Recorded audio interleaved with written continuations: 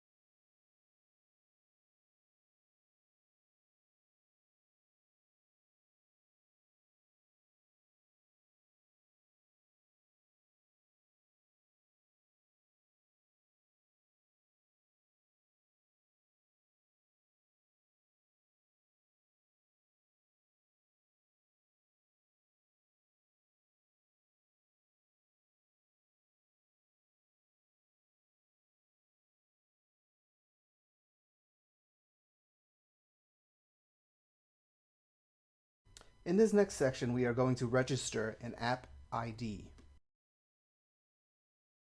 Enter a name. Enter a bundle ID, which is usually your domain in reverse. In our case here, it is com.alphasoftware. The defaults are okay here for now under App Services, unless you see anything you need for your app. Click Continue. Confirm the information here is correct. Then click on Submit. Now click Done. Your application ID is now created. If you want to test the application on a physical device, you will need to register your devices here. Connect your device to a computer that has iTunes and open iTunes if it does not automatically open once you connect the device. Select the icon for your device, an iPod in my case here. You will then see the serial number of the device. Click on it once and the UDID is displayed.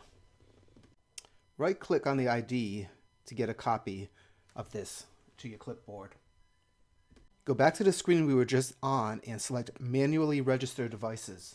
Give your device a name and then paste the UDID you just copied. Now click Continue. Then click Register. Registration is now complete, so you can click Done. You should now see your device in the list of devices. Continue to do this now for all your devices you wish to test your application on. In order to install your application on a device, you will need to create a provisioning file. We will create two of them now. One is for ad hoc and testing on your own device. The other is for publishing to the App Store through iTunes. First, select Development under Provisioning Files. Click on Manually Generate Profiles. On the next screen, select the iOS App Development Radio button. Then select the Ad hoc Radio button. On the next screen, select your application if more than one is in the list. Then click Continue. Select the certificate we created earlier. Then select the device that will be using this file. If you are trying to install the app on a device that you have not created an app ID for, or if you don't select it here, your app will try to install on the device but will then fail. Now click Continue. Give the profile a name, and again click Continue. On this screen, you will want to click Download. Then drag the file you just downloaded either to your desktop or a folder if you created one. Now click Done. Next, we will create a provisioning file for publishing to the App Store. Under Profiles, select Distribution. Click the Add button. Again, select iOS App Development Radio button. This time select the App Store Radio button and click Continue. Select the certificate, give it a unique name,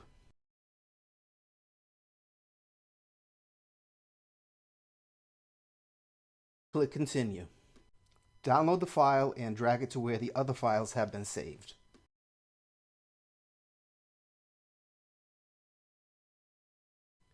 Then click Done. You now see the two provisioning files we just created. These are saved online, so you can download them later if you need to. I have now put all the files that we created into a single folder, so it is easier to find the files when we need them without the other clutter on the desktop. We are at the build.phonegap.com site, and we want to click on the Docs menu up at the top. On the left, click IO Signing. At this stage, we now have all the files required to follow these steps. Open the Keychain Access application in the Application/Utilities folder. Select File, Import, then navigate to the certificate file you obtained from Apple. This has a .cer extension. Select the certificate you created and then click Open. The certificate is now imported. The certificate we just created is good for 1 year from the date we created it. Now select the Keys category in Keychain Access. Select the private key associated with your iPhone development certificate. The private key is identified by the iPhone Developer Public Certificate that is paired with it. Command-click or right-click the iPhone Developer Certificate and select Export iPhone Distribution, Alpha Software Inc., etc. This is what it says for this particular application, but yours will be a little different. Name the file. Enter the password you want to use and make sure it is something you will remember, since you will need to enter it every time you use it. Click OK. Enter the keychain password. You can now see the file we just generated.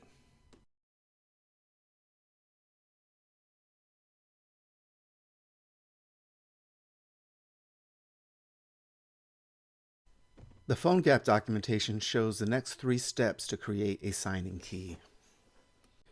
I will first sign into my PhoneGap account. As you can see here, I was already signed in. Select the little avatar in the upper right corner and select Edit Account. Click on the Signing Keys tab, then click Add a Key under the iOS section. We are going to create 2 signing keys while we are here for the same project, so you need to name them so you can distinguish between the 2 ad hoc and distribution signing keys you create. I have chosen Final GDRNE ad hoc to distribute to a local device. Under the certificate P12 file, click the Choose File button. Select the P12 file we created earlier, and then click the other Choose File button to select the provisioning file we created for ad hoc deployments. Click the Submit key, and now we are done with the ad hoc. We now want to create signing key for deploying the app to the App Store, so we will pretty much follow the same steps we just did. Click the Add a Key under the iOS section. Call it Final GDRNE Deploy as the name this time. Under the certificate P12 file, click the Choose File button. Select the P12 file we created earlier, and then click the Choose File button to select the provisioning file we created for distribution to the App Store. Click the Submit button. I will now unlock both of these keys by selecting the lock icon highlighted in yellow. Enter the password we created earlier. Click the Submit key. The icon now has a gray highlight showing that it is ready to use. I will now follow the same steps for the Deploy key. Please note that these keys will remain active for about 1 hour before you have to unlock them again. Since I already have the GDRNE application on PhoneGap build, I will change some of my PhoneGap settings here in Alpha Anywhere. I will change the application name, change the application ID, uncheck Android and Windows Phone since we are just doing iOS now. Click the Save and Upload to PhoneGap Build button. And note that this failed the first time. This is because this is the first time uploading to build, and therefore I have not yet associated a signing key with it yet. I need to go back to PhoneGap Build, where you will now see that iOS is red, meaning that the build failed. Click on the application name, in this case Ad hoc GDRNE. This new screen is where we need to associate a signing key with this application. Click the drop-down box to open a list of signing keys created. Then select the key we unlocked for ad hoc deployment. The lock is yellow, so I need to again enter the password. Click the Rebuild button. This might take a little while to build. The IPA button is no longer red, which means we successfully built the application. Click on the IPA button and save the file. Here we see the file we created. We can now create the deployment to App Store the same way. Now that our application has been built, we can scan the QR code generated by PhoneGap to install the app on the device. I am using a free barcode reader called QR Reader, but you can use any of the many QR code readers you will find on the App Store. Once the code is scanned, you should then be prompted to install, so click continue or whatever instructions are given next to continue. You can now see my device in the application installing. Once installed, open and test your application on the device.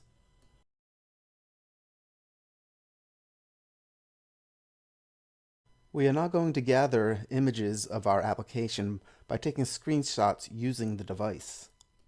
To take a screenshot, click the power button and the home button at the same time.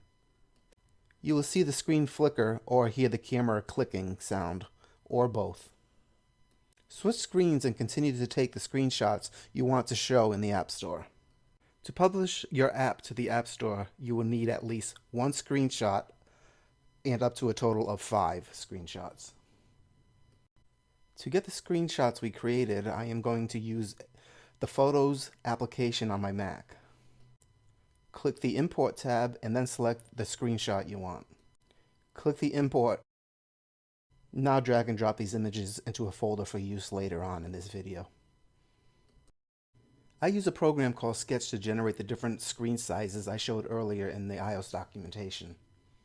You can get a trial copy of it at sketchapp.com, but I would recommend purchasing it since it is an awesome tool to use for creating mock images of the app screens throughout the development process. You will then need to download Sketch Template at sketch2appstore.com, which is a free template we will load into Sketch. I used Sketch in this template when I generated the assets for App DevCon 2015 app published to the App Store, Google Play, and the Windows Phone Store. I am going to make a copy of this template, and you can do the same with the one you downloaded to keep it intact. Click on File and then click Duplicate. I will now replace all of these images with the ones I captured on an iPad Touch device earlier. Click on one of the images to be replaced. Click on Fill. Choose an image. Search for the location you stored the screenshots.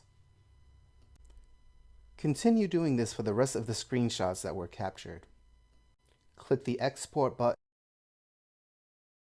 Sketch now creates all the screen sizes we need. We will select and export all the images created, but not use all of them. I have created folders for all the image sizes we will be using when creating our App Store page. I then selected and dragged the screenshot-only images to their proper folders. We now have everything we need to publish our app to iTunes App Store. First thing to do is log back into your account at developer.apple.com. Click on the Member Center, enter your username and password, and then click Sign In. Click on iTunes Connect, click on My Apps, and then click the plus button in the upper left. Click New App in the drop-down menu. As you can see, this time there is no error that it cannot find any bundles. I will first select Bundle ID and make sure my app is there, and then select it. Fill in the rest of the information and then click Create. Most of this information is filled in for you already. I just need to add categories for the app's location in the App Store. Then click Save. For pricing, I am going to choose Free. However, you can select from a number of other predetermined prices for your app. Since this app will only be used in the US, I will uncheck all the checkboxes and then select United States. Everything else here is okay as it is, so now we can click Save again. The next thing to do is fill in all the information about your application. Click on the Prepare for Submission button. This screen is where you will enter all the information that tells the customer what the app is all about. We will stop by dragging all the images to the proper tab. You can drag one at a time or drag multiple images. I will now do this for all the rest of the images. Enter keywords that describe the app to make it easier for people to find the app in the App Store using the search tools provided by the App Store. And then describe your application here.